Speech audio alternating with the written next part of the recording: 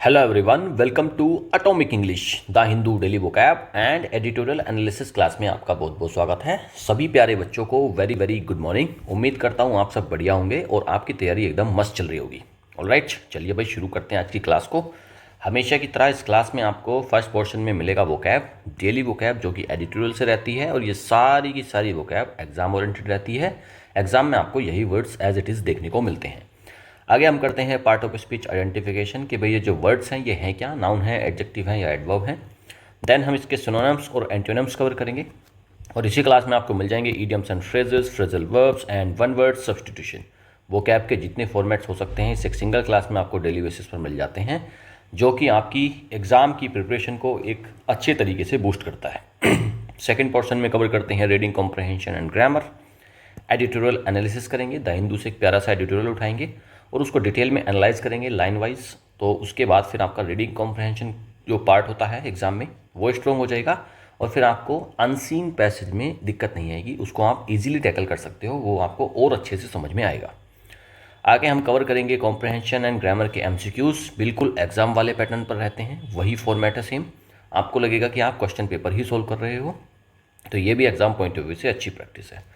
Third portion में cover करेंगे cloze test and PQRS या फिर पैराजंपल, और ये काफ़ी डिफिकल्ट चीज़ होती है। क्लोज टेस्ट और पीक्यूआरएस में आपके काफ़ी मार्क्स कट जाते हैं, लेकिन जब यहाँ पर आप मेरे साथ डेली बेसिस पर इसकी प्रैक्टिस करते हो और मैं कुछ ट्रिक्स बताता हूँ उनको आप फॉलो करते हो तो फिर आपके फुल मार्क्स सिक्योर हो जाते हैं। ऑलराइट, फोर्थ पोर्शन में कवर करेंगे ट्रिकी एमसीक्यूज प्रैक्टिस। वीडियो का लास्ट पार्ट है लेकिन सबसे इंपॉर्टेंट पार्ट यही है। ट्रिकी एमसीक्यूज के साथ में प्रैक्टिस करेंगे, जितनी स्टार्टिंग में आपने वोकैब पढ़ी है इन सबको क्वेश्चंस के थ्रू, ट्रिकी एमसीक्यूज के थ्रू हम प्रैक्टिस कर लेंगे। इसके बाद आपको चीज़ें जो आज की तारीख में आपने पढ़ी है सब कुछ आपको याद हो जाएगा, टोटल आपकी फिंगर टिप्स पर आ जाएगा। एक सिंगल क्लास आपको कितना कुछ दे सकती है। अगर मैं कहूँ कि आपको ये 40 से 50 मिनट काफ़ी है, हाँ, पूरी इंग्लिश का एक साथ रिविज़न कराने के लिए, एक साथ प्रैक्टिस कराने के लिए ये अकेली क्लास ही काफ़ी है।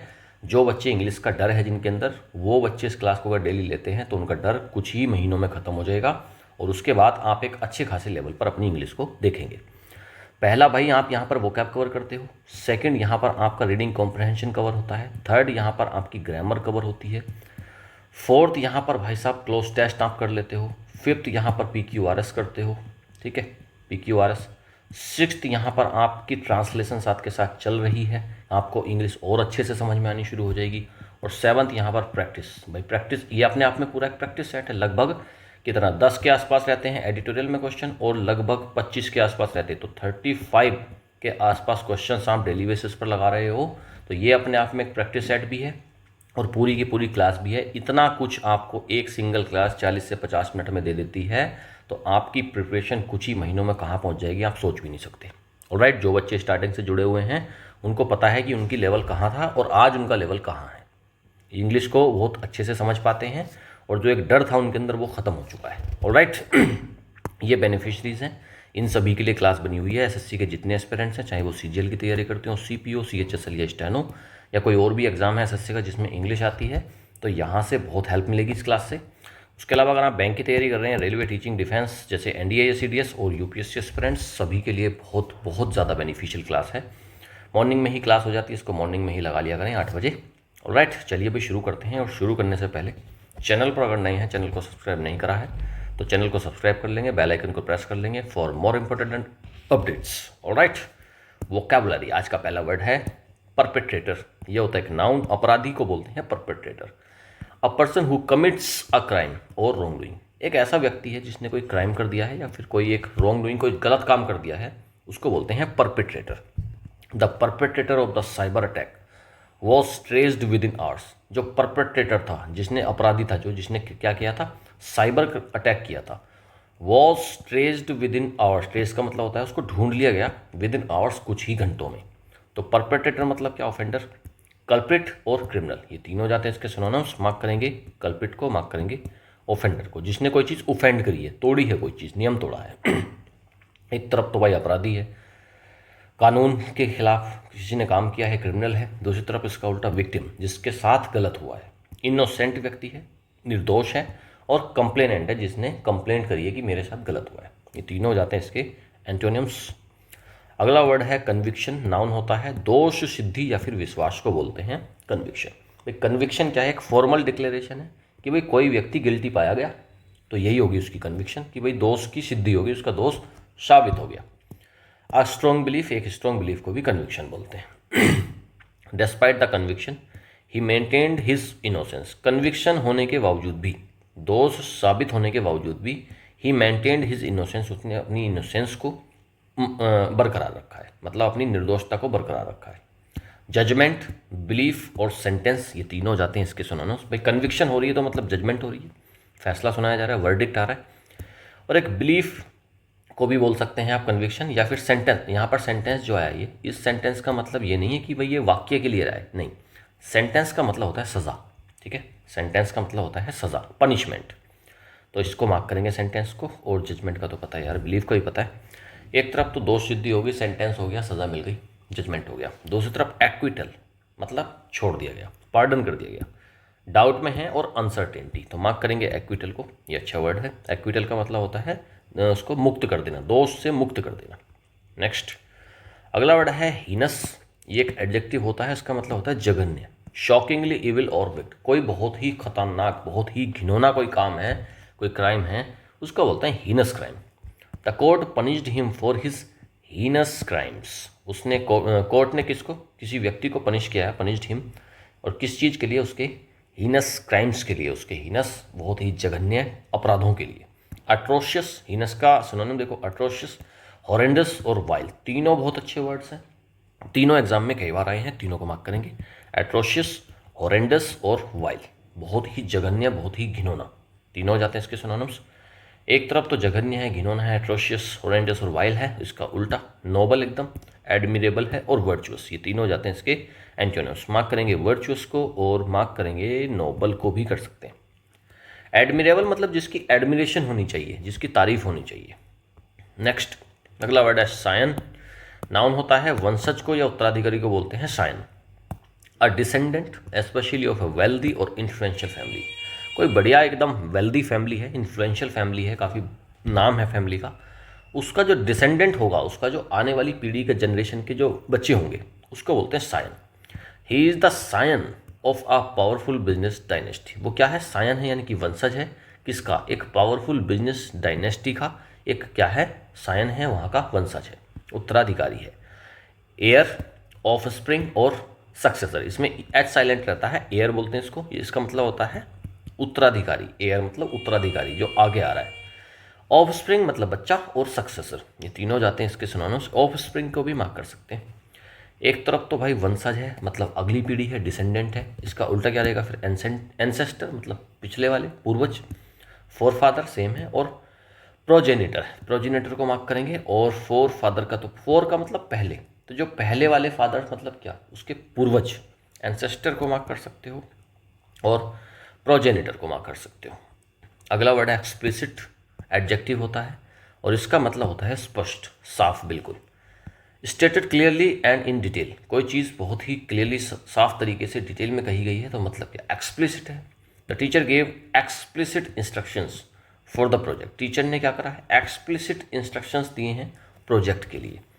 क्लियर, डायरेक्ट और अनएम्बिगुअस, मतलब क्लियर है कोई चीज़, एकदम डायरेक्ट बताया गया है, और अनएम्बिगुअस है मतलब बिल्कुल स्पष्ट है।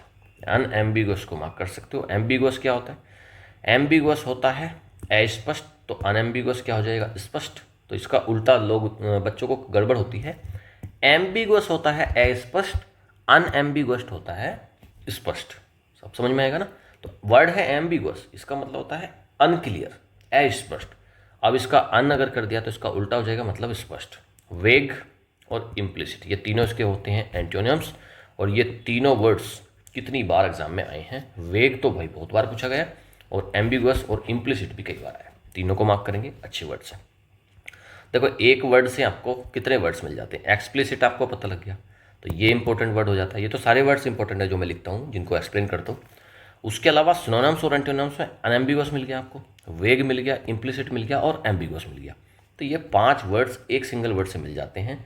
तो कितना, 10 के आसपास रहते हैं, 10 से 12, तो मतलब 50-60 वर्ड्स तो आपको ऐसे ही मिल जाते हैं। उसके अलावा idioms and phrases, phrasal verbs, one word substitution, तो भाई आपकी वोकैब का लेवल कहाँ पहुँच जाएगा कुछ ही महीनों में, आप सोच भी नहीं सकते। अगला है मिसडेमनर, नाउन होता है, अपराध को बोलते हैं या फिर दुष्कर्म अगर किसी ने करा है उसको बोलते हैं मिसडिमनर। आ माइनर रॉन्ग डूइंग और क्राइम, एक अपराध करा है, एक रॉन्ग डूइंग गलत कर दिया कोई काम, उसको बोलते हैं मिसडिमनर। मिस का मतलब होता है गलत, ठीक है, मिसडिमनर कोई गलत काम। He was fined for a traffic misdemeanour, उस वो किस लिए फाइन करा गया उसको, एक ट्रैफिक उसने मिसडिमनर कर दिया, एक छोटा सा अपराध होता है मिसडिमनर कि उसने ट्रैफिक का कोई रूल तोड़ दिया होगा, तो उसी को बोल रहे हैं कि ही वॉज फाइन, उसको फाइन किया गया। ऑफेंस, इन्फ्रैक्शन और मिसडीड, मतलब वही कुछ गलत कर्म हो गया है तो मिसडीड मार्क कर सकते हैं, और इन्फ्रैक्शन दोनों को मार्क करेंगे। एक तरफ तो भाई अपराध हो गया है, कुछ दुष्कर्म हो गया, दूसरी तरफ फेलोनी, ओबीडियंस और वर्च्यू, गुण उसका मतलब पालन कर रहा है, तो ये तीनों हो जाते हैं इसके एंटोनिम्स। इसमें से आप वर्च्यू को मार्क करेंगे और इसमें से आप मार्क करेंगे फेलोनी को। नेक्स्ट अगला वर्ड है स्ट्रू। वर्ब होता है बिखेरने को बोलते हैं स्ट्रू करना, टू स्कैटर और spread things over an area, एक एरिया में किसी चीज़ को स्कैटर कर देना, फैला देना, स्प्रेड कर देना, उसी को बोलते हैं स्ट्रू करना। The floor was strewed with clothes, तो फ्लोर कैसा था, फ्लोर मतलब फर्श, तो फर्श कैसा था, वॉज स्ट्रून विद क्लोथ्स मतलब क्या, उस पर कपड़े फैले हुए थे। वॉज स्ट्रून विद क्लोथ्स मतलब उसके ऊपर, फर्श के ऊपर कपड़े फैले हुए थे। स्कैटर, स्प्रेड और डिस्पर्स, ये तीनों जाते हैं इसके सिनोनिम्स, मार्क कर सकते हैं इसमें से आप स्कैटर को, स्प्रेड भी ठीक है, और डिस्पर्स तो आता है एग्जाम में कई बार आया डिस्पर्स, इसको मार्क करेंगे। एक तरफ बिखरा हुआ है सब कुछ, दूसरी तरफ इसका उल्टा क्या रहेगा, कलेक्ट करा हुआ है, गैदर और एक्यूमुलेट करा हुआ है, ठीक है। गार्डनर, कल मैंने एक वर्ड पढ़ाया था गार्डनर, वो भी हो जाएगा इसका, गार्डनर मतलब इकट्ठा करना, ठीक है जी। गार्डनर को मार्क कर लें, एक्यूमुलेट को कर लें, गैदर तो पता होगा, गैदर और कलेक्ट का। चलिए अगला वर्ड देखिए, अगला वर्ड है अलैक्रिटी। अलैक्रिटी एक नाउन होता है, उत्साह को बोलते हैं अलैक्रिटी। ब्रिस्क एंड चीयरफुल रेडीनेस, कि कोई उत्साह है, चीयरफुल हो आप काफ़ी, तो उस सिचुएशन को क्या बोलते हैं, alacrity. She accepted the offer with alacrity, उसने एक्सेप्ट करा एक ऑफर को किस चीज़ में, अलैक्रिटी के साथ, मतलब क्या, एकदम जोश के साथ। ईगरनेस, विलिंगनेस और प्रॉम्प्टनेस, ये तीनों हो जाते हैं इसके सिनोनिम्स, मार्क करो प्रॉम्प्टनेस को। विलिंगनेस और ईगरनेस को तो पता होगा।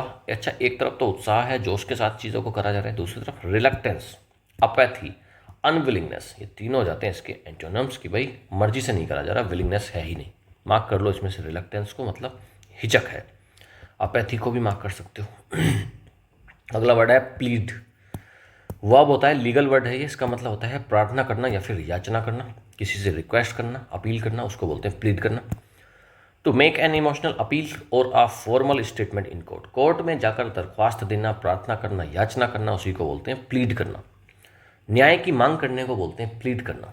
The accused pleaded not guilty, accused ने क्या करा है, याचना करी है कि मैं गिल्टी नहीं हूँ, not guilty. The accused pleaded not guilty, accused ने प्लीड करा है, याचना करी है कि भाई मैं गिल्टी नहीं हूँ, मैं दोषी नहीं हूँ। बैग करना मतलब क्या, रिक्वेस्ट करना यानी कि आर्ग्यू करना, तीनों हो जाते हैं इसके सिनोनिम्स। एक तरफ तो भाई प्रार्थना करी गई है, दूसरी तरफ रिजेक्ट किया गया, उसको डिनाई किया गया, रिफ्यूज़ किया गया। इसके एंटोनिम्स याद करने की ज़रूरत नहीं है, आप इसका मीनिंग याद रख लें, उतना ही काफ़ी है। अगला वर्ड है स्पेयर। वर्ब भी होता है, एडजेक्टिव भी होता है, इसका मतलब होता है स्पेयर का बख्श देना किसी को या फिर एक्स्ट्रा, अतिरिक्त। टू गिव समथिंग एक्स्ट्रा और नॉट टू पनिश समवन, भाई किसी को या तो कुछ एक्स्ट्रा चीज़ दे देना, एक्स्ट्रा को बोलते हैं स्पेयर। जैसे spare pen, do you have spare pen, आपके पास एक एक्स्ट्रा पेन है। या फिर बोलते हैं नॉट पनिश समवन, या फिर किसी को बख्श देना, उसको पनिशमेंट ना देना। Please spare some time for this cause, तो आप स्पेयर का मतलब एक बचाने को भी बोलते हैं, सेव करने को भी बोलते हैं। Please spare some time for this cause, तो इस काम के लिए आप थोड़ा सा समय को स्पेयर करिएगा, बचाइएगा। सेव, एग्जैम्प्ट और एक्स्ट्रा, ये तीनों जाते हैं इसके सिनोनिम्स। सेव मतलब बचाना, एग्जैम्प्ट मतलब छोड़ देना, और एक्स्ट्रा मतलब अतिरिक्त, तीनों इसके एंटोनिम्स हैं। एक तरफ बख्श देना है, दूसरी तरफ यूज़ करना, डिप्राइव कर देना किसी को, और नेसेसिटेट करना, ये तीनों जाते हैं इसके एंटोनिम्स। इसमें से आप डिप्राइव को मार्क कर सकते हो, नेसेसिटेट भी ठीक है। अगला वर्ड है रिगोरस। रिगोरस होता है एक एडजेक्टिव, इसका मतलब होता है कठोर, एकदम strict, harsh, thorough and accurate. He went through a rigorous training schedule, वो कैसे, किस चीज़ से गुजरी है, वेंट थ्रू का मतलब होता है किसी चीज़ से गुजरना, तो किस चीज़ से गुजरी है, एक रिगरस, एकदम स्ट्रिक्ट ट्रेनिंग शेड्यूल, बहुत ही हार्श तरीके से ट्रेनिंग को करवाया गया है। स्ट्रिक्ट, हार्श और एग्जैक्टिंग, ये तीनों जाते हैं इसके सिनोनिम्स। एक तरफ तो काफ़ी कठोर है, स्ट्रिक्ट है, दूसरी तरफ इसका उल्टा लीनियंट, माइल्ड और इजी है। मार्क कर लो लीनियंट को, लचीला। ठीक है, ये तीनों हो जाते हैं इसके एंटोनियम्स। नेक्स्ट अगला वर्ड है क्लाउट, नाउन होता है। प्रभाव या ताकत को बोलते हैं क्लाउट। इन्फ्लुएंस और पावर, भाई किसी पर आप इन्फ्लुएंस दिखा रहे हो, आपका पावर दिखा रहे हो, ताकत है, उसी को तो बोलते हैं क्लाउट। स्पेशली इन पॉलिटिक्स और बिजनेस, और खासतौर पर पॉलिटिक्स में या बिजनेस में। अच्छा, पावर कहाँ है? पॉलिटिक्स में पावर है, क्योंकि वहाँ पर एक ऐसे पद पर आप बैठ जाते हो जहाँ से चीज़ों को आप आराम से मैनेज कर सकते हो। दूसरा, बिजनेस जब आप करते हो, आपके पास पैसा होता है, तो वहाँ भी पावर है। तो ये दो चीज़ें बड़ी खतरनाक हैं पावर के लिए। पॉलिटिक्स और बिजनेस, सबसे ज़्यादा पावर इन्हीं दो चीज़ों में मिलती है। इन्फ्लुएंस और पावर को बोलते हैं clout. He used his political clout to get the deal passed. उसने क्या करा? अपने पॉलिटिकल क्लाउड को, यानी कि इन्फ्लुएंस को यूज़ करा, आपने अपने प्रभाव को, पावर को, टू गेट द डील पास, जिससे कि डील पास हो जाए। इन्फ्लुएंस, पावर और स्वे, स्वे को मार्क करो। तीनों हो जाते हैं इसके सिनोनिम्स, तीनों का मतलब है प्रभाव या ताकत। एक तरफ तो प्रभाव या ताकत है, दूसरी तरफ वीकनेस, कमजोरी है। अच्छा, कमजोरी होगी तो फिर उसका क्या प्रभाव पड़ेगा? किसी कमजोर व्यक्ति का दुनिया पे क्या प्रभाव पड़ता है? कुछ नहीं पड़ता, उसको तो उल्टा सताया जाता है। वीकनेस, इनसिग्निफिकेंस और हेल्पलेसनेस, ये तीनों हो जाते हैं इसके एंटोनिम्स। वर्ड्स कंप्लीट हुए, अब हम करते हैं idioms. Your number is up, अब तेरा वक्त आ गया है, या फिर अंत समय। तो योर, अगर किसी को जैसे बोलते हैं कि योर नंबर इज अप, तो मतलब अब क्या? अब आपका समय आ चुका है, आपका अंत अब निकट है। Your time has come to an end, आपका समय खत्म होने वाला है।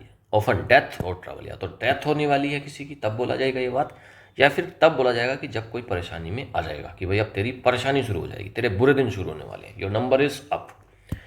ही knew his number was up when the police arrive, जब पुलिस आई तो उसको पता था कि उसका अब खराब समय आ चुका है, उसका एंड होने वाला है। पुलिस पकड़ के ले जाएगी और अंदर बंद कर देगी।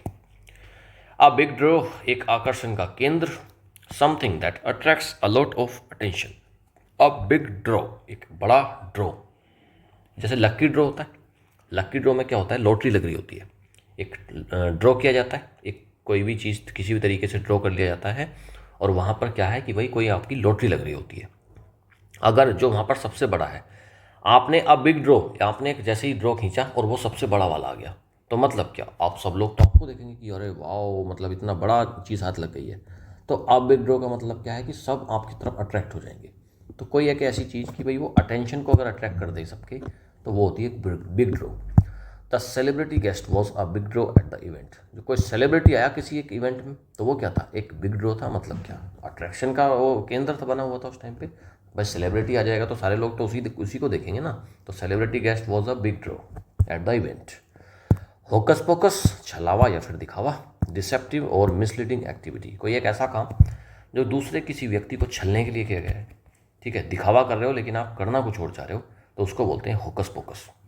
Don't believe in that hocus pocus, it's all a scam. अब इस होकस पोकस में, इस छलावे में, इस मिसलीडिंग में आप बिलीव मत करो। ये क्या है? It's all a scam. It's जब यहाँ पर आता है, इसका मतलब होता है it is. Okay, it is all a scam, ये केवल और केवल सारा का सारा एक स्कैम है। स्कैम मतलब घोटाला। नेक्स्ट, ड्रैग वंस फीट, जानबूझकर देरी करना। टू डिले और बी रिलक्टेंट टू एक्ट, भाई डिले कर देना, देरी कर देना, या फिर किसी काम में हिचकना। ड्रैग वंस फीट, अच्छा कोई व्यक्ति अगर चलते हुए अपने टांगों को ड्रैग कर रहा है, खचेड़ रहा है, तो उसका मतलब क्या है? उसका मतलब है कि वो जानबूझकर उस काम को करना नहीं चाह रहा, जिसकी वजह से वो उसको डिले कर रहा है। तो ड्रैग वंस फीट मतलब होता है जानबूझकर डिले कर देना, देरी कर देना। The company is dragging its feet on the new policy. Company क्या कर रही है? ड्रैग कर रही है अपने फीट को। मतलब क्या?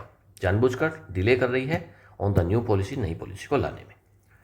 फ्रेजल वर्ब्स देखते हैं। पहला है गेट अवे। गेट अवे का मतलब होता है बच निकलना, एस्केप कर जाना या फिर लीव कर जाना, निकल जाना किसी चीज़ से, किसी सिचुएशन से, किसी मुसीबत से बचकर निकल जाना को बोलते हैं get away. The thief managed to get away. Thief ने क्या करा है? एस्केप, मतलब बच के निकल गया, थीफ भाग गया। वर्क इन का मतलब होता है शामिल करना। To include or incorporate, incorporate कर लेना, शामिल कर लेना, इंक्लूड कर लेना। Try to work this quote into your speech. तो try to work this, work के साथ में इन, तो इन योर स्पीच। इनटू भी लगा सकते हैं, वर्क इनटू भी हो जाता है और वर्क इन भी होता है। तो try to work this quote into your speech, अपनी स्पीच में इन वर्ड्स को इंक्लूड करने का, शामिल करने का, इस कोट को, कोट मतलब वहाँ पर कोई एक सेइंग है, कोट है, उसको आप अपनी स्पीच में इंक्लूड करने का कोशिश करो। ट्राई टू वर्क इन।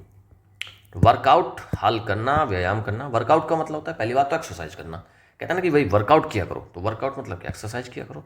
और दूसरा किसी चीज़ को सोल्व करना, उसको भी बोलते हैं workout. I hope things will work out between them. मुझे लगता है कि अब चीज़ें उनके बीच में वर्कआउट हो जाएंगी, मतलब क्या, सोल्व हो जाएंगी। वर्कअप, वर्कअप का मतलब होता है उत्तेजित करना। टू ग्रेजुअली डेवलप इमोशन या फिर एनर्जी, अचानक से, ग्रेजुअली, धीरे धीरे, इमोशंस का, एनर्जी का बढ़ जाना, डेवलप हो जाना, उसको बोलते हैं वर्कअप, उत्तेजित करना। She worked up the courage to confront him. उसने क्या करा है, वर्कअप करा है कवरेज को, मतलब क्या, डेवलप किया है उसको कन्फ्रंट करने का, उसका सामना करने। कन्फ्रंट का मतलब होता है किसी का सामना करना। नेक्स्ट, आगे हम करते हैं वन वर्ड सब्स्टिट्यूशंस। पहला है जूलॉजी, प्राणी विज्ञान, स्टडी ऑफ एनिमल्स। जू का मतलब होता है, यहाँ तक जू, जू का मतलब क्या होता है भाई, जू का मतलब होता है, ये एक रूट है और इसका मतलब होता है एनिमल, ठीक है, एनिमल। और लॉजी होता है स्टडी, तो एनिमल की स्टडी को बोलते हैं जूलॉजी। ऐसा साइंस जिसके अंदर हम एनिमल्स के बारे में स्टडी करते हैं उसको बोलते हैं zoology. He is studying zoology at the university. वो क्या कर रही है, सॉरी, वह क्या कर रहा है, स्टडी कर रहा है, पढ़ रहा है जूलॉजी, कहाँ पर, यूनिवर्सिटी में। अब्रेविएशन, अब्रेविएशन होता है संक्षेप, एक shorten form of a word और फ्रेज। कोई एक फ्रेज है, कोई एक वर्ड है, उसकी शॉर्ट फॉर्म बना दी, उसको बोलते हैं abbreviation, abbreviation. USA is the abbreviation for the United States of America. USA के लिए आप अब्रेविएशन यूज़ कर रहे हो USA, United States of America के लिए आप यूज़ कर रहे हो यूएसए, तो यूएसए क्या है, एक अब्रीविएशन है, शॉर्ट फॉर्म है। अर्गोफाइल, जो मेहनत से प्यार करता हो। A person who loves to work, एक ऐसा व्यक्ति है जो मेहनत से मतलब काम करने से जो व्यक्ति प्यार करता है, कितना भी हार्ड वर्क उससे करा लो, कितनी मेहनत करा लो, होते हैं ना कुछ लोग वर्कोहोलिक, तो उसी को बोलते हैं अर्गोफाइल, ठीक है। अर्गोफाइल मतलब जो वर्कोहोलिक व्यक्ति है, इसको आप वर्कोहोलिक लिख सकते हो, ठीक है, वर्कोहोलिक, जो वर्क से संबंधित होता है। As an ergophile he found vacations boring. वो एक अर्गोफाइल है, कोई व्यक्ति वर्कोहोलिक है, उसको काम करना ही पसंद है, तो ही फाउंड वैकेशंस बोरिंग। तो उनको क्या लगता है, कुछ लोग होते हैं ना जिनको वैकेशंस भी अच्छी नहीं लगती, उनको ऐसा हो जाता है यार वैकेशन में बोर हो गए, काम ही पसंद है उनको, तो अर्गोफाइल होता है वो। इलेजिबल, अपठनीय, डिफिकल्ट और इम्पॉसिबल टू रीड। एक ऐसी चीज़ है जो इलेजिबल है, मतलब क्या, आप उसको पढ़ नहीं सकते, रीड नहीं कर सकते, मतलब वेग है वो कहीं ना कहीं। His hand writing is completely illegible. उसकी जो हैंड राइटिंग है वो कम्प्लीटली इलेजिबल है, एकदम पढ़ने के योग्य नहीं है, एकदम गंदी है।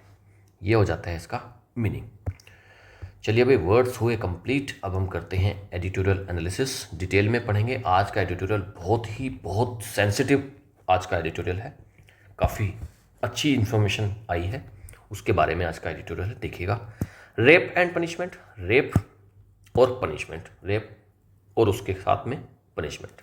रेप का मतलब बलात्कार और पनिशमेंट मतलब उसकी सज़ा, तो बलात्कार और उसकी फिर सज़ा। On the life sentencing of Prajwal Revanna. Prajwal Revanna को एक अभी लाइफ सेंटेंस हुआ। लाइफ सेंटेंस, सेंटेंस का मतलब होता है सज़ा, तो उम्र कैद की सज़ा हुई, उसके ऊपर आज का ट्यूटोरियल बेस्ड है। Victims of assault must be encourage to testify without fear. जो विक्टिम्स है ना, जो असोल्ट की, जिनके साथ कुछ गलत काम हुआ, रेप हुआ, असोल्ट हुआ, जिनका शोषण हुआ, उन विक्टिम्स को मस्ट बी एनकरेज, उनको एनकरेज करा जाना चाहिए टू टेस्टिफाई, जिससे कि वो टेस्टिफाई कर पाएँ, पहचान कर पाएँ, कोर्ट में बयान दे पाएँ, विदाउट फियर, बिना किसी डर के। मस्ट बी एनकरेज, मस्ट के साथ में जब भी आएगा मॉडल के साथ में, तो वर्ब की थर्ड फॉर्म ही यूज करते हैं, मस्ट बी एनकरेज। पैसिव में सेंटेंस है। Powerful perpetrators are rarely made accountable for their actions. जो पावरफुल परपेट्रेटर्स होते हैं, मतलब क्या, परपेट्रेटर मतलब ऊपर बताया था मैंने, दोषी। जो पावरफुल दोषी होते हैं, क्रिमिनल्स होते हैं, are really made accountable for their actions, तो उस मुश्किल से उनको अकाउंटेबल ठहराया जाता है, जिम्मेदार ठहराया जाता है उनके एक्शन के लिए। And in that backdrop the conviction and life sentencing of Prajwal Revanna, farmer Janata Dal secular member of parliament and grandson of former prime minister H.D. Devegowda for a heinous crime comes as a relief. बड़े जो powerful perpetrators होते हैं, लोग होते हैं जो crime करते हैं, उनको बहुत मुश्किल से जिम्मेदार ठहराया जाता है, उनको सज़ा बहुत मुश्किल से मिलती है। लेकिन इसी के चलते अभी जो कन्विक्शन हुई, जो सज़ा मिली लाइफ सेंटेंसिंग की, उम्र कैद की सज़ा मिली प्रज्वल रेवन्ना को। और ये प्रज्वल रेवन्ना कौमा के बाद बताएगा आपको कि कौन है ये। फॉर्मल जनता दल सेक्युलर का, जनता दल का मेंबर ऑफ पार्लियामेंट MP यानी कि सांसद है, और ग्रैंडसन यानी कि पोता है किसका, ऑफ फॉर्मर प्राइम मिनिस्टर, पुराने प्राइम मिनिस्टर जो HD देवगौड़ा साहब थे, उनका ये पोता है। तो काफ़ी इन्फ्लुएंशियल फैमिली है। For a heinous crime comes as a relief, एक हीनस क्राइम के लिए उसने एक जघन्य अपराध किया था, उसके लिए कन्विक्शन मिली। और ये कन्विक्शन कैसे है, कम्स एज अ रिलीफ, ये लोगों को रिलीफ देती है, दुनिया को, समाज को रिलीफ देती है। This is the first of the 4 cases of rape and sexual harassment against the 34-year-old Gowda scion. ये जो फर्स्ट ऑफ द 4 केस चल रहे थे इसके ऊपर, रेप के और सेक्सुअल हरासमेंट के, तो ये क्या था, उसमें से पहला था। 34-year-old का ये इसकी एज है, गौड़ा स्योम, गौड़ा मतलब गौड़ा फैमिली का जो ये वंशज है, ये प्रज्वल रेवन्ना। तो उसके बारे में है कि भाई ये 4 केस चल रहे थे, उसमें से पहला केस था जिसमें इसको उम्र कैद हुई। The former member of parliament, इसी की बात कर रहे हैं कि भाई पुराना जो MP है ये, had raped a 48-year-old domestic worker twice at the family's home in Hassan and Bengaluru in 2021 and recorded it on his mobile phone. इस क्रिमिनल ने, ये जो प्रज्वल है, इसने फॉर्मर मेंबर ऑफ पार्लियामेंट, इसने रेप किया, हैड रेप, यहाँ पर आया है पास्ट परफेक्ट के लिए, हैड रेप, हैड के साथ में वर्ब की थर्ड फॉर्म जब आएगी तो पास्ट परफेक्ट होता है। फॉर्मर MP है, इसने रेप किया एक 48-year-old की डोमेस्टिक वर्कर, जो इसके घर पर काम करती थी महिला, 48 ईयर्स एज है उसकी, उसका ये रेप करा। Twice at the family home, एक बार नहीं, ट्वाइस, 2 बार इसने रेप किया फैमिली होम में, हसन में और बेंगलुरु में 2021 में इसने रेप किया। और यही नहीं रुका ये, इसने फिर उसको रिकॉर्डेड किया, recorded it on his mobile phone, और अपने फ़ोन में उस रेप को इसने रिकॉर्ड किया। इन अप्रैल 2024, 2024 अप्रैल में, ahead of the general election, general election से पहले, explicit clips of his sexual misdemeanours were leaked through pen drives strewn across public places in Hassan the Gowda home town. अब इलेक्शन आ रहे थे, 2024 के इलेक्शन से कुछ पहले इसकी जो एक्सप्लिसिट क्लिप्स थी, इसकी जो एक्सप्लिसिट क्लिप्स थी, मतलब क्या, एक्सप्लिसिट का मतलब क्या होता है भाई, एक्सप्लिसिट क्लिप क्या है, ऐसी क्लिप्स, क्लिप्स मतलब क्या, क्लिप्स का मतलब होता है वीडियो। तो ऐसी एक्सप्लिसिट क्लिप्स साफ तो नहीं थी लेकिन वो थी, उसके अंदर वीडियो में थी, of sexual, of his sexual misdemeanours, उसकी जो सेक्सुअल, उसने जो ये सेक्स से संबंधित उसने जो रेप वगैरह किए थे, मिसडेमेनर मतलब उसकी जो गुनाह था, उसने जो गड़बड़ करी थी, वर्ड लीक, ये लीक हो गए, उसके जो गुनाह थे सेक्सुअल, जो उसने रेप वगैरह किए थे, उन एक्सप्लिसिट क्लिप्स के थ्रू लीक हो गए, थ्रू पेन ड्राइव से, स्ट्रीवन अक्रॉस पब्लिक प्लेसेस। और ये क्या हुआ, ये सब जगह बिखरे हुए थे, मतलब क्या, सब जगह फैल चुके थे पूरी पब्लिक प्लेसेस पर, इन हसन, हसन में द गौड़ा होम टाउन, जहाँ का ये इसका होम टाउन है। इन द वीडियोज़, अब देखो यहाँ पर इसने कहा एक्सप्लिसिट थी, एक्सप्लिसिट मतलब साफ नहीं थी लेकिन उसमें चीज़ें दिख तो रही थी।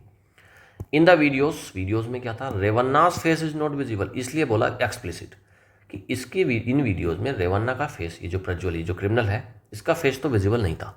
Only the women's a grave violation of their safety and privacy, केवल वुमन का फेस दिख रहा था और उसकी ग्रॉस वायलेशन आपको वहाँ पर देखने को मिल रही थी, उसकी सेफ्टी की और उसकी प्राइवेसी की।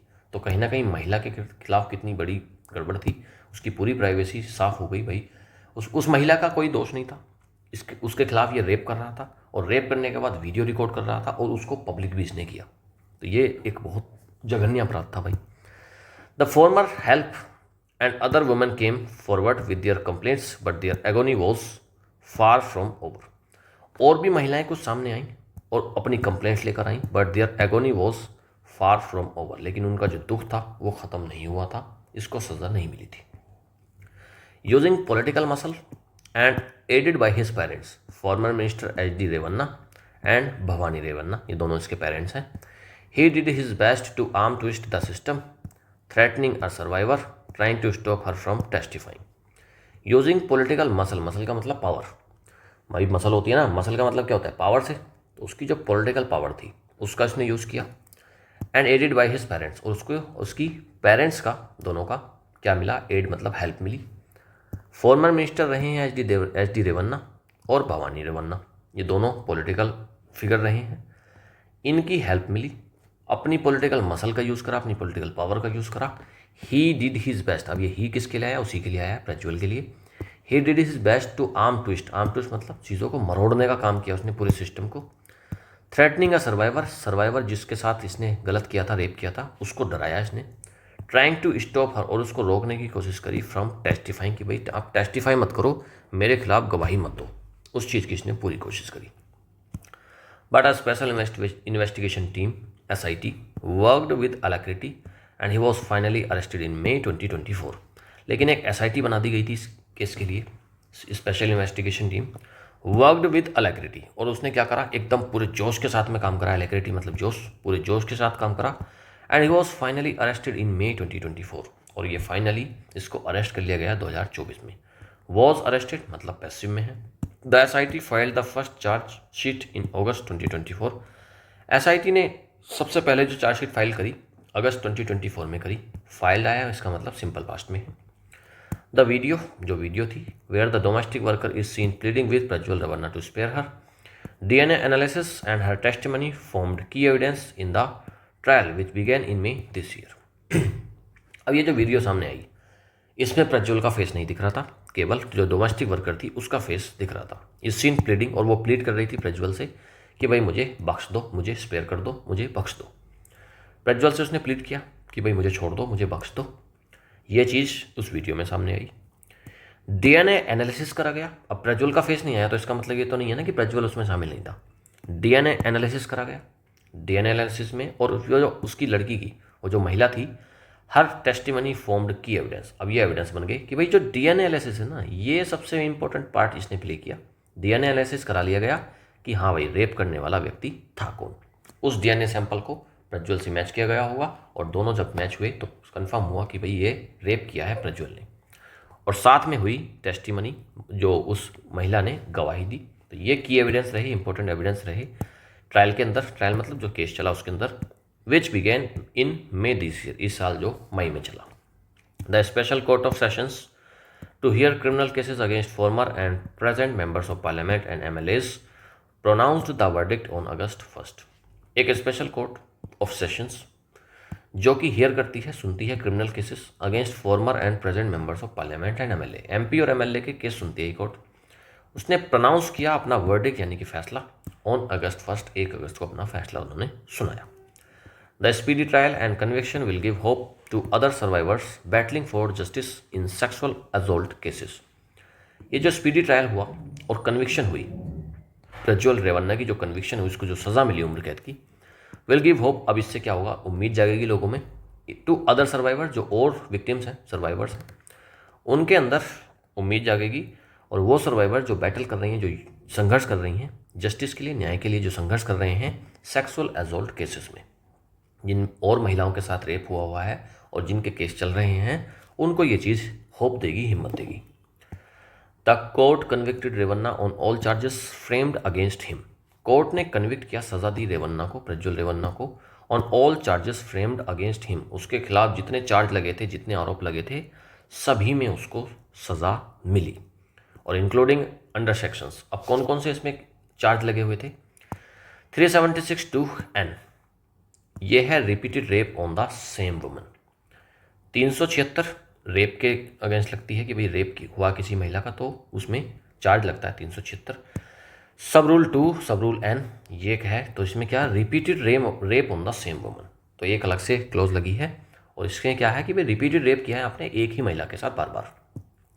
506 क्रिमिनल इंटिमिडेशन, 506 कब लगती है? जब क्रिमिनल इंटिमिडेशन हो रहा है, आप उस किसी को धमका रहे हो, ठीक है, धमकी दे रहे हो। 201 डिसअपियरेंस ऑफ एविडेंस, कि भाई अगर आपने एविडेंस से छेड़छाड़ की है तो उसके लिए भी सेकंड ये 201 लगता है, डिसअपियरेंस ऑफ एविडेंस, ठीक है जी। आपने एविडेंस को ही मिटाने की कोशिश कर दी तो 201 लगता है। Of the IPC Indian penal code and 66E violation of privacy. Privacy ये वाला क्यों लगा है? क्योंकि इसने महिला की वीडियो वायरल कर दी थी। वो जो वीडियो वायरल हुई उसमें फेस रिवील हुआ और महिला की प्राइवेसी खत्म हो गई। तो 66E इसमें लगा of the information technology act 2000। ये सारे चार्जेस में इसको सजा मिली। Section 376(2) of the IPC states that a person convicted under it shall be punished with rigorous imprisonment for a term which shall not be less than 10 years। 376 सब rule 2 जो IPC की धारा है स्टेट्स वो ये कहती है कि एक पर्सन जिसको कन्विक्शन किया जाएगा इसके अंदर, इस सेक्शन के अंदर, उसका punishment shall be punished with rigorous imprisonment होना चाहिए फॉर ए टर्म, और एक कितना टर्म, 10 साल से कम नहीं हो सकती, कम से कम 10 साल की सजा इसका प्रावधान इस सेक्शन के अंदर है।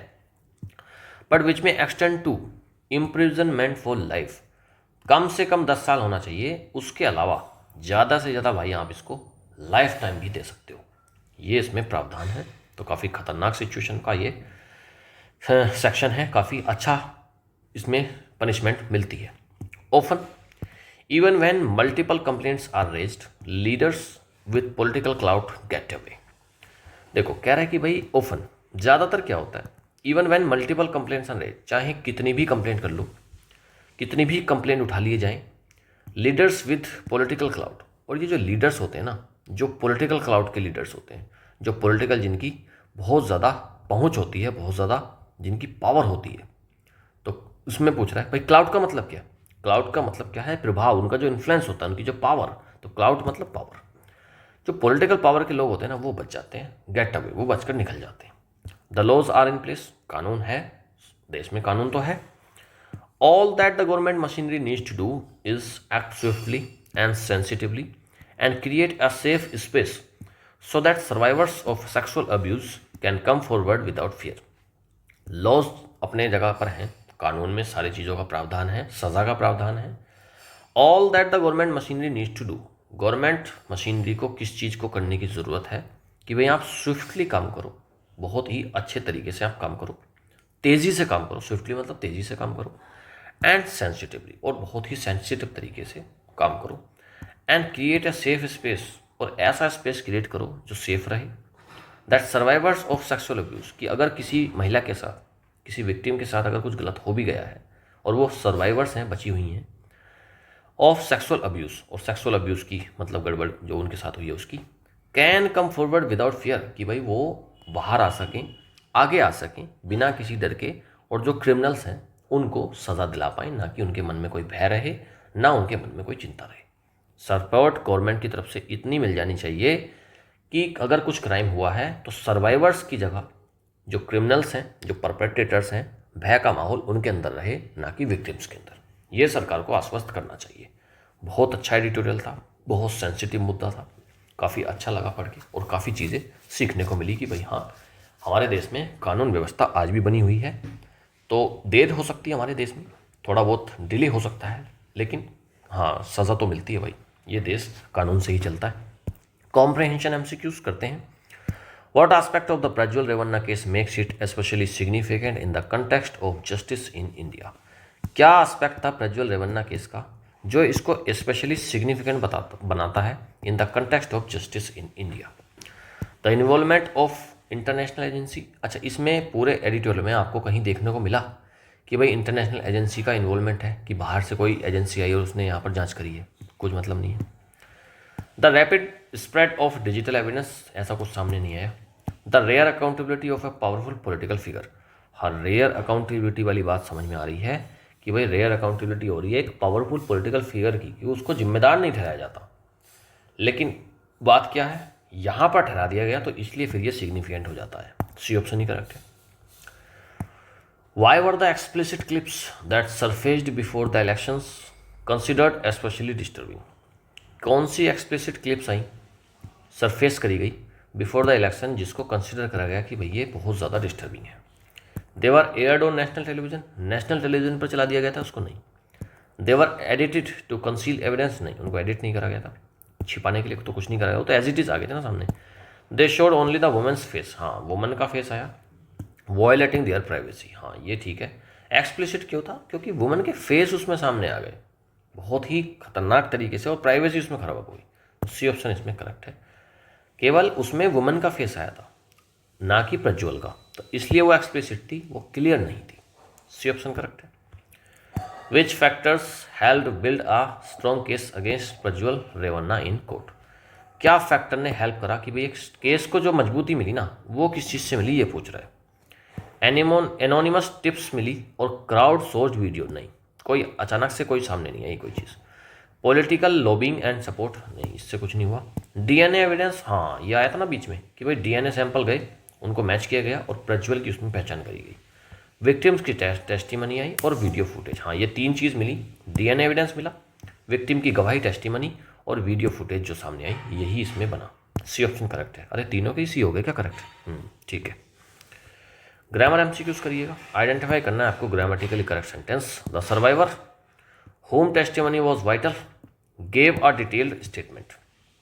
जो सर्वाइवर है, होम टेस्टिमनी क्या होता है भाई? हुज टेस्टिमनी तो होना चाहिए था, होम की जगह पर हुज होना चाहिए था, काटो। The court convicting him shows the systems efficiency. The court convicting him shows, दिखाती है, दिखाती नहीं है, दिखाया। यहाँ पर बात पास्ट की हो रही है। कोर्ट कन्विक्टिंग हिम, कोर्ट ने कन्विक्ट किया उसको, तो उसने दिखाया, ना कि दिखाती है। तो ये रोज थोड़ी करती है इस काम को कोर्ट, काटो।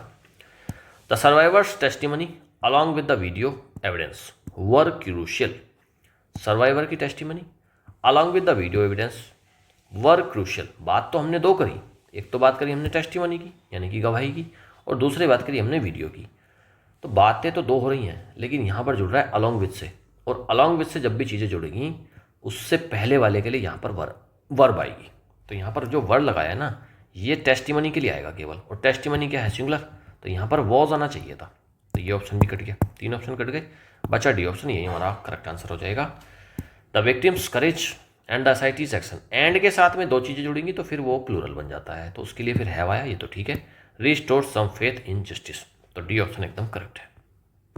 नेक्स्ट, करेक्ट ट्रांसफॉर्मेशन करनी है आपको, एक्टिव से पैसिव बनाना है, बहुत आसान है, कितनी बार बता रखा है मैंने आपको। The SIT filed the chargesheet in August 2024। Filed जैसे ही आपने पैसिव बनाने के लिए आप क्या किया करें? वर्ब को चेक किया करें। वर्ब आपको मिल गई, वहाँ से आपको समझ में आएगा कि भाई फाइल्ड है तो ये सिंपल पास्ट में है। और सिंपल पास्ट को बनाने का क्या तरीका है? इसमें बनाएंगे पैसिव में वॉज या फिर वर और प्लस वर्ब की कौन सी फॉर्म? Third form. ये होता है पैटर्न, इस फॉर्मेट पर मिल जाएगा, वही हमारा करेक्ट आंसर हो जाएगा। अब आपको ज़्यादा नहीं पढ़ना, कुछ नहीं पढ़ना, बस हमको पहले वर्ब देखनी। इज है, काट दो। वॉज, तीन ऑप्शन बच के एक हमारा कट गया। अब चलते हैं कि भाई क्या चीज़ हुई। एसआईटी ने फाइल करा चार्जशीट को, तो इसका मतलब हमको चार्जशीट को अब बनाना पड़ेगा सब्जेक्ट। तो चार्जशीट ठीक है, चार्जशीट ठीक है, एसआईटी यहाँ पर सब्जेक्ट बना रखा है, ये वैसे कट गया। भाई चार्जशीट फाइल करी गई है, ना कि एसआईटी फाइल करी गई है, तो एसआईटी ने तो फाइल करी है चार्जशीट, तो डी ऑप्शन वैसे कट गया। अब बचते हैं दो option. The chargesheet was being file, अच्छा वॉज और वर्ब के साथ में आएगा सीधा वर्ब की थर्ड फॉर्म, ये बीइंग यहाँ पर एक्स्ट्रा आ गया, तो ये इसलिए गलत हो गया। एक ऑप्शन बचा सी, वही करेक्ट है। The chargesheet was file, verb was के साथ में वर्ब की थर्ड फॉर्म, बस हमारा यही ऑप्शन करेक्ट हो जाएगा। The chargesheet was filed by the SIT in August 2024। Next, error आपको डिटेक्ट करना है कि किस में एरर है। The system was arm twisted using political muscle.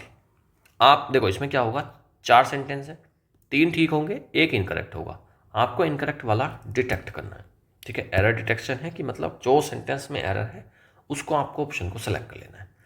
The system was arm twisted using political muscle, ये तो ठीक है भाई, एकदम करेक्ट है, ठीक है। तो ये ऑप्शन तो कट जाएगा, मतलब सेंटेंस ठीक है लेकिन ऑप्शन गलत हो जाएगा क्योंकि हमको इनकरेक्ट वाला देखना है। The survivor pleaded for mercy but her pleas plural है, वर इग्नोर्ड, ये भी ठीक हो गया, तो ये तो ठीक है लेकिन ऑप्शन तो कटेगा। The SIT were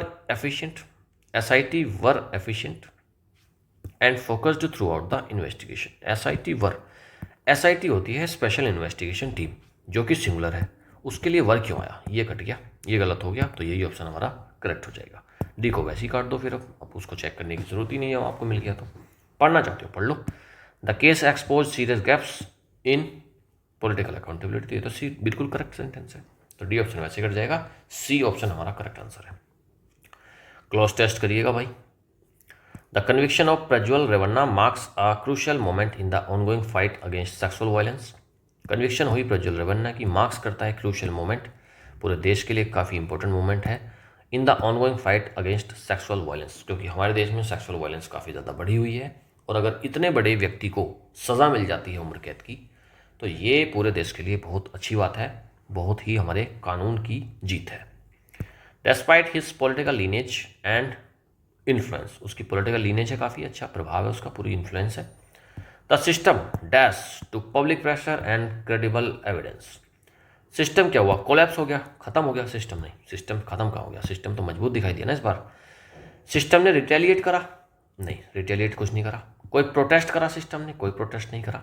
system yielded to public pressure, system public pressure में आया, जो पब्लिक ने डिमांड करी थी न्याय की उसके प्रेशर में आया, एंड क्रेडिबल एविडेंस के प्रेशर में आकर उसको सजा मिली। बी ऑप्शन करेक्ट है। द सर्वाइवर्स करेज, जो विक्टिम है उसका करेज, एसआईटी का swift action, and the court's decisiveness have restored some faith in justice. भाई सर्वाइवर का करेज, उसकी हिम्मत देखो कि उसने केस किया, गवाही दी, केस को लड़ी। एसआईटी का स्विफ्ट एक्शन, इस एसआईटी ने काफ़ी तेज़ी से इसमें काम किया। और कोर्ट का डिसाइसिवनेस, की कोर्ट ने अच्छे तरीके से उसको इम्प्लीमेंट किया। Have restored some faith in justice, इससे जो जस्टिस है, जो न्याय है, उसमें लोगों की आस्था जागी है, उससे विश्वास बढ़ा है। However this case also underscores how survivors are often silenced through dash intimidation and public shaming. लेकिन ये केस कह रहा है कि हाउएवर दिस केस, ये इसके केस जो है वो अंडरस्कोर करता है सर्वाइवर्स को कि भाई कैस तरीके से उनको साइलेंस कर दिया जाता है।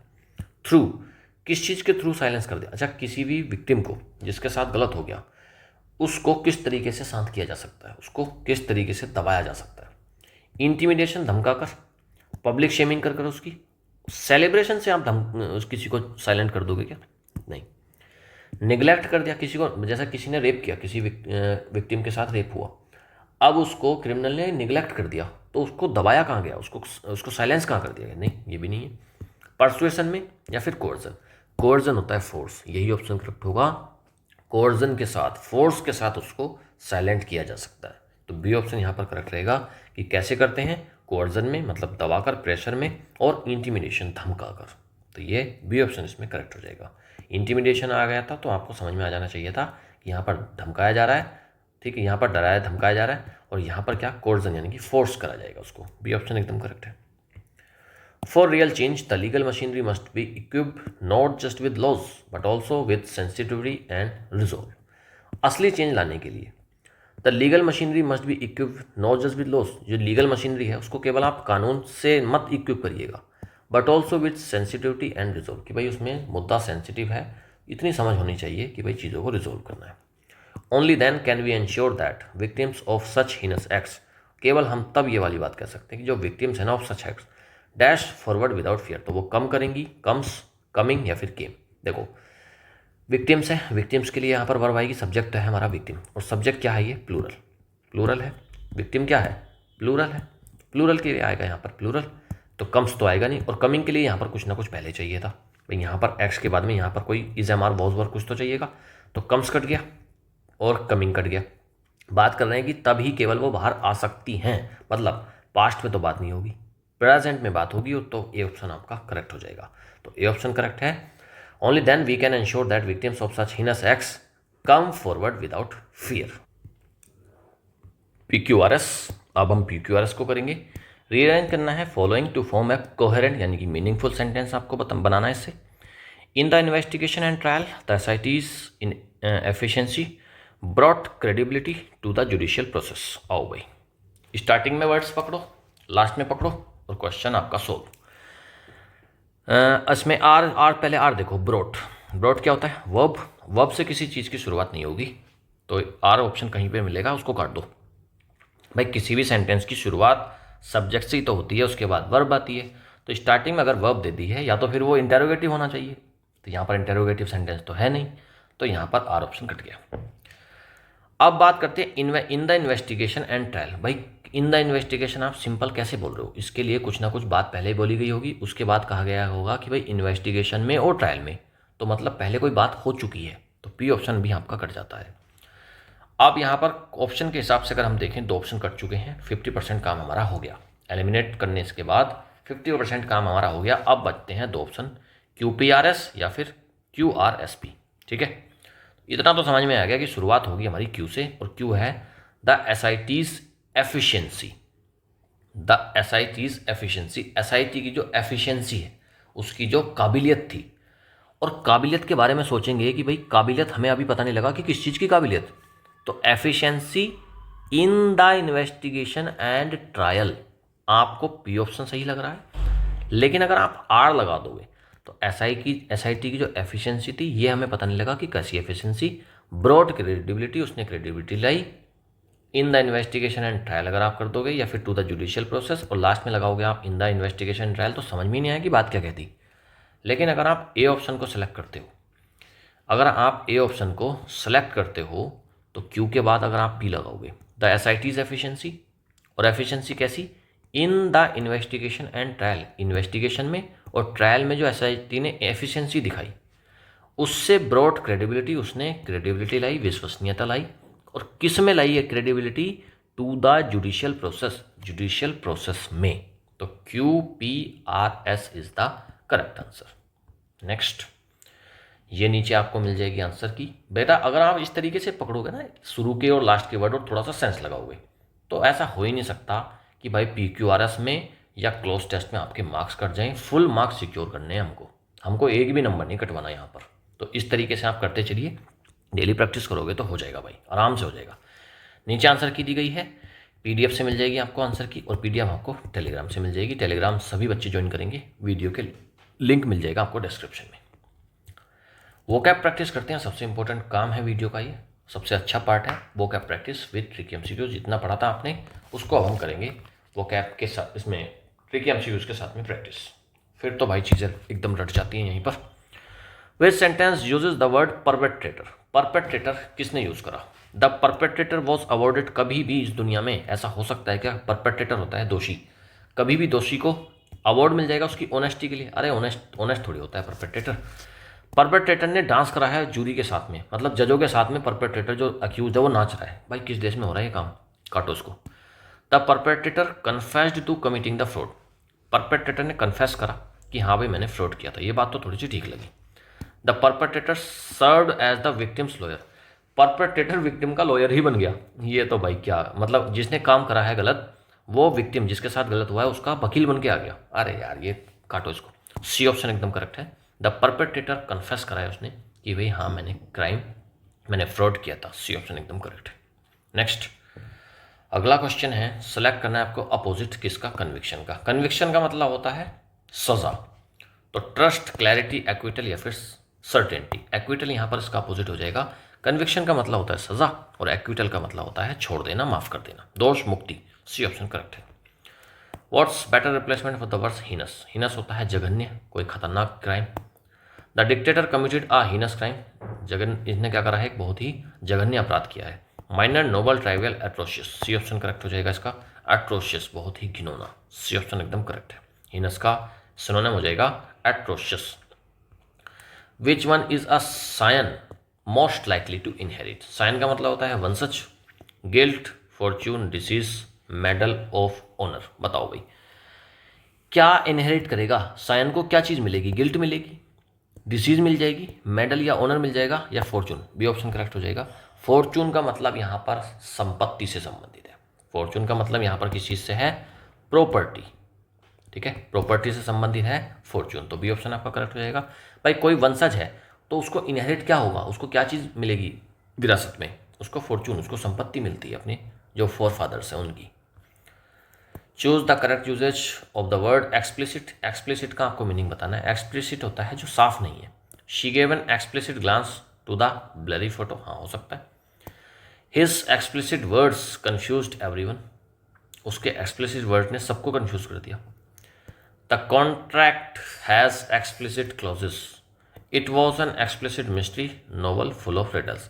नहीं, देखो एक चीज़ सामने आ रही है, the contract was explicit clauses.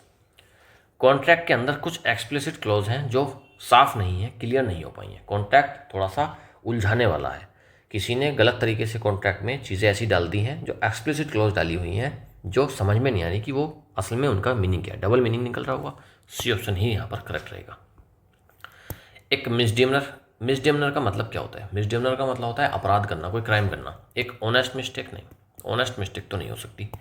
एक मॉरल विक्ट्री है, नहीं है। एक माइनर लीगल, हाँ एक छोटा सा एक ऑफेंस है, लीगल ऑफेंस। सी ऑप्शन एकदम करेक्ट हो जाएगा। फैमिली सीक्रेट को मिसडिमनर नहीं बोलते। सी ऑप्शन करेक्ट है। सिनोनिम पूछा है स्ट्रीव का। स्ट्रीव का मतलब होता है बिखेरना, कंसोलिडेट करना, स्प्रिंकल करना, आयरन करना या फिर ट्विस्ट करना। बताओ भाई इसका कौन सा हो जाएगा? तो स्प्रिंकल करने को भी बिखेरना बोलते हैं, स्ट्रीव मतलब बिखेरना। बी ऑप्शन एकदम करेक्ट है। Which one of these shows someone acting with alacrity. Alacrity का मतलब होता है एकदम उत्साह, जोश। He hesitated and looked unsure. कोई अगर अनश्योर है और हेजिटेट कर रहा है तो वो अलैक्रिटी के साथ तो काम नहीं कर रहा। She ईगरली jumped into the project. हाँ एकदम से वो प्रोजेक्ट की तरफ कूद पड़ी, काम करने शुरू कर दिया उसने। तो ईगरली मतलब अलैक्रिटी, हाँ ये ऑप्शन तो करेक्ट हो जाएगा भाई। दे रिलैक्टेंटली, अगर कोई रिलैक्टेंटली एक्सेप्ट कर रहा है ऑफर को तो मतलब वो अलैक्रिटी तो नहीं है। किसी ने डिले कर रखा है रेस्पॉन्स को फॉर डेज, दिनों तक, नहीं ये नहीं। बी ऑप्शन करेक्ट है। अलैक्रिटी का मतलब ही होता है ईगरली कोई काम करना। कोर्ट के अंदर डिफेंडेंट प्लीडेड गिल्टी। तो प्लीड का मतलब क्या है? हेयर मीन्स, तो प्लीड का मतलब है पुकारना, याचना करना। आस्क्ड फॉर हेल्प, नहीं उसने हेल्प करी, आस्क नहीं। Gave evidence formally, confess, argue with the lawyer, lawyer के साथ नहीं। सी ऑप्शन करेक्ट रहेगा। फॉर्मली उसने कन्फेस कर लिया कि हाँ भाई मैं गिल्टी हूँ, मैंने गलत करा है। सी ऑप्शन करेक्ट है। Which sentence shows the correct use of spare. Spare का मीनिंग पूछ रहा है, कौन सा सेंटेंस है जो दिखाता है स्पेयर का मीनिंग। स्पेयर का मतलब होता है या तो एक्स्ट्रा या फिर बचाना, बख्शना।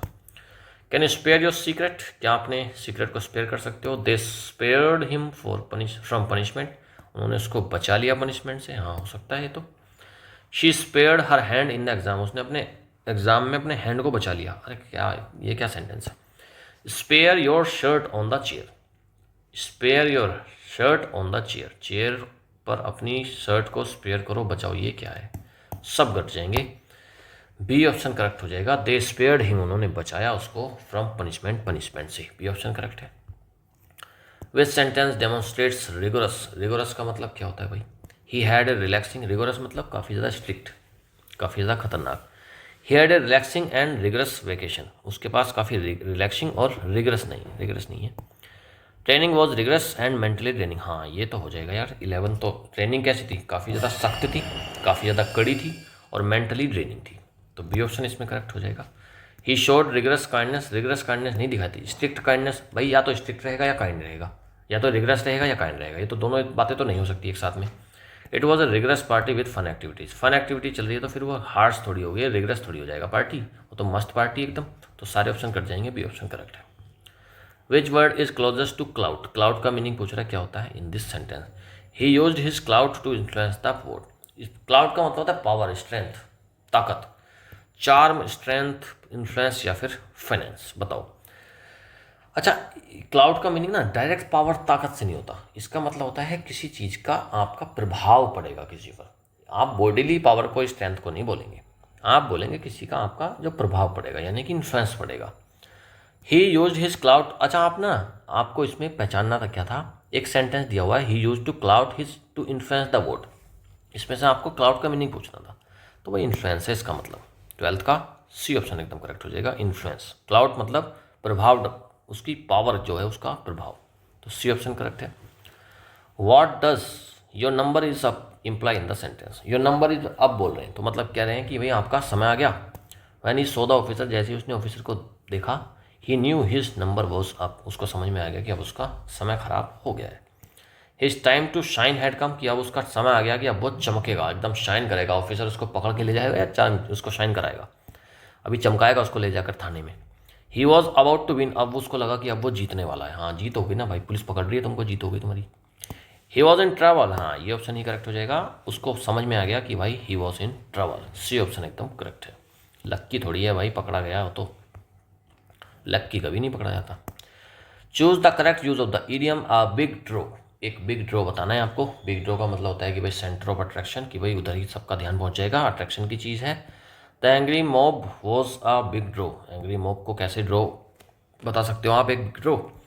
Museums new dinosaur exhibit is a big draw, हाँ म्यूजियम में एक नया डायनासोर का एग्जिबिट हुआ है तो वो क्या है, एक बिग ड्रॉ। हाँ ये तो अटेंशन, यहाँ तो अट्रैक्शन मिलेगा लोगों का, कि भाई एक नया डायनासोर आ गया म्यूजियम में, तो सारे लोग तो उसको देखने आएंगे ना, तो ये ऑप्शन सही हो सकता है।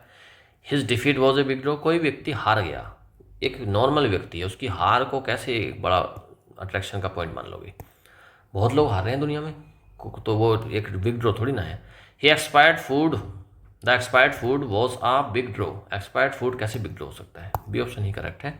बिग ड्रॉ का मतलब सेंटर ऑफ अट्रैक्शन है, कोई चीज़ सब लोग उसकी तरफ अट्रैक्ट हो रहे हैं, तो म्यूजियम में नया डायनासोर आया, यही एक बिग ड्रॉ है, बी ऑप्शन करेक्ट है। होकस पोकस का मतलब पूछ रहा है, होकस पोकस का मतलब मीनिंगफुल लेक्चर होता है, ऑनेस्ट कन्फेशन, क्लेवर डिसेप्शन या फिर पीस। धोखा देने के लिए, चालबाजी करने को बोलते हैं होकस पोकस करना, मतलब एक क्लेवर डिसेप्शन है, सी ऑप्शन एकदम करेक्ट है। If someone is dragging their feet, अगर कोई ड्रैग कर रहा है अपनी फीट को, मतलब क्या? वो चीज़ों को टाल रहा होगा। रनिंग एक्साइटेडली नहीं, वॉकिंग ब्रिस्कली नहीं, डिलेइंग एक्शन, डिले कर रहा है एक्शन को, सी ऑप्शन ही करेक्ट है। The thief manage to get away, get away का मतलब होता है भाग जाना, एस्केप कर जाना, ट्रैवल, एस्केप, अटैक या फिर रेस्ट, बी ऑप्शन करेक्ट है। थीफ ने मैनेज करा गेट अवे होना, मतलब एस्केप करना, भागना, बी ऑप्शन करेक्ट है। वर्क इन का मतलब पूछ रहा है कि भाई वर्क इन का मतलब क्या है? He worked in the idea gently during the meeting, he worked in darkness all day, he worked in a bank long ago, he worked in carefully and left. तो बताओ भाई वर्क इन का meaning बता दो फटाफट से। अच्छा, work in होता है और एक होता है वर्कआउट, तो वर्क इन का मीनिंग बताओ, वर्क इन का मतलब क्या होता है? वर्क इन का मतलब होता है इंक्लूड कर लेना।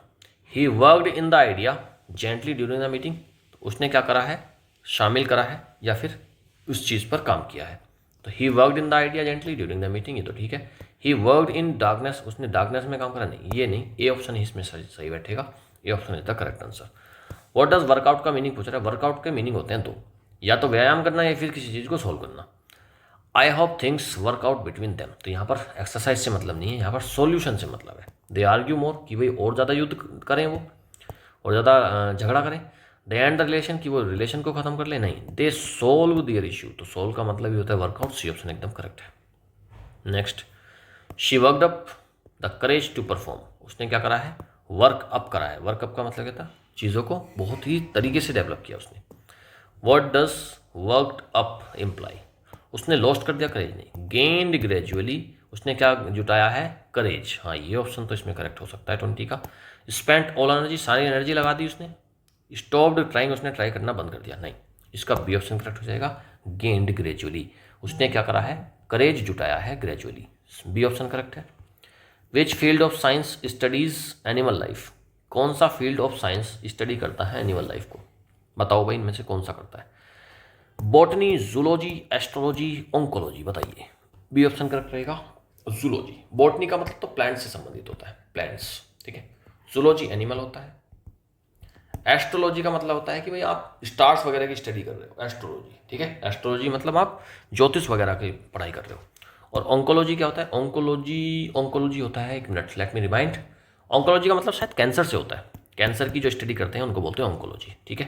तो इसमें भी ऑप्शन ही आपका करेक्ट हो जाएगा, एनिमल स्टडीज़ को बोलते हैं जूलॉजी। नेक्स्ट, पिक करना है आपको डेफिनेशन एब्रिविएशन की, बताओ भाई। एक शॉर्ट समरी, एक full sentence, shortened form of a word, हाँ एक शॉर्ट फॉर्म को ही तो बोलते हैं एब्रिविएशन, सी ऑप्शन एकदम करेक्ट है।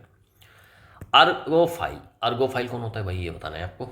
एक ऐसा व्यक्ति है अर्गोफाइल जो पैसे को प्यार करता है, लोगों से नफरत करता है, काम से प्यार करता है, या फिर फियर फेलियर, जिसको फेलियर से डर लगता है। अर्गोफाइल, फाइल मतलब लवर, ऐसा व्यक्ति जो काम का लवर है उसको बोलते हैं अर्गोफाइल, लव्स वर्क, सी ऑप्शन एकदम करेक्ट है। आज का लास्ट क्वेश्चन, इसका आंसर आप कमेंट में मुझे खुद से बताएंगे। If someone is hard working is illegal, if someone's hard working नहीं है, हैंड राइटिंग है। If someone's hand writing is illegible, अगर किसी का हैंड राइटिंग इलेजिबल है तो वो कैसा है? उसको आसानी से पढ़ा जा सकता है, वो बोल्ड है, अनरीडेबल है, या फिर बहुत ज़्यादा क्रिएटिव हैंड राइटिंग है। क्वेश्चन का आंसर आप बताएंगे, और क्वेश्चन के आंसर आप ABCD करके ना दिया करें, क्वेश्चन के आंसर आप दिया करें वर्ड जो लिखा हुआ है। इजी टू रीड है तो इजी टू रीड लिखें, बोल्ड, अनरीडेबल या फिर क्रिएटिव, ये आंसर आप अब लिखेंगे कि भाई क्वेश्चन 4 उसका वर्ड लिखेंगे जो भी पूछ रहा है और उसका आंसर लिखेंगे। इतना करेंगे तो औरों को भी हेल्प हो जाएगी और आपको भी एक प्रैक्टिस हो जाएगी, आपको भी याद हो जाएगा अच्छे से। ऑलराइट, इसका आंसर देंगे, नीचे PDF दी गई है, आंसर की दी गई है, ये PDF से मिल जाएगी आपको। आज क्वेश्चन कितने थे? 10 क्वेश्चन थे और यहाँ पर थे 24। 10 क्वेश्चन में से ईजी थे। 7 क्वेश्चन मुझे उम्मीद है आप आराम से कर लिए होंगे। तो 7 क्वेश्चन आप अटैम्प्ट कर जाएंगे, 7+, तो ये ठीक है। और अगर 24 में से आज ये वर्ड्स वाले जो क्वेश्चन थे ये थोड़े से उलझाऊ थे, ये घुमाने वाले थे। इसमें से अगर आप 18 नहीं, आप 16 भी कर जाओगे तो भी ठीक है। आज वाले में 16 भी कर जाओगे तो भी ठीक है। कुल मिलाकर 34 में से अगर आपके 23+ मार्क्स बन रहे हैं तो ये एक अच्छा स्कोर है।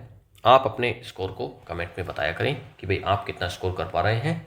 ओके, चलिए बेटा, वीडियो अच्छी लगी है, मेरे पढ़ाने का तरीका अच्छा लगता है, सब कुछ समझ में आता है, कंटेंट में दम है, तो आप वीडियो को लाइक करेंगे, ज़्यादा से ज़्यादा शेयर करेंगे, कमेंट करेंगे चीज़ों को।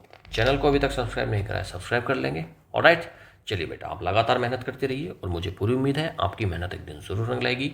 Thank you, have a nice day, good bye.